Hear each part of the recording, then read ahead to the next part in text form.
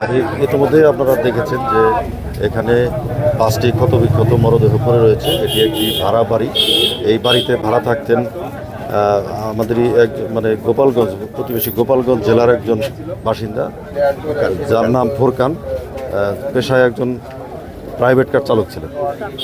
তিনি তার পরিবারের সদস্য অর্থাৎ স্ত্রী এবং 3 সন্তান নিয়ে এখানে বসবাস করতেন।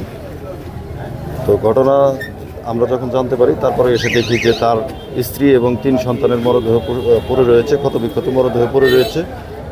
সাথে আরেকটি লাশ আমরা দেখেছি, সেটি হচ্ছে ফোরকানের শ্যালক বলে আমরা জানতে পেরেছি। তো অর্থাৎ মোট 5 জনের মরদেহ আমরা পেয়েছি। ঘটনার পর থেকেই ফোরকান যেহেতু পলাতক রয়েছে, সেহেতু আমরা ধারণা করছি যে ফোরকানই এই ঘটনা ঘটিয়ে এখান থেকে পালিয়ে গিয়েছে। এবং আমরা যতটুকু জানতে পেরেছি, তাদের মধ্যে অর্থাৎ স্ত্রী এবং স্ত্রীর যে পরিবার অর্থাৎ শ্বশুরবাড়ির সাথে তাদের একটা পারিবারিক দ্বন্দ্ব বিদ্যমান ছিল, এবং যেটা নিয়ে তারা বিভিন্ন জায়গায় বিভিন্ন থানায় মামলা মোকদ্দমা করেছে বলেও আমরা প্রাথমিকভাবে জানতে পেরেছি।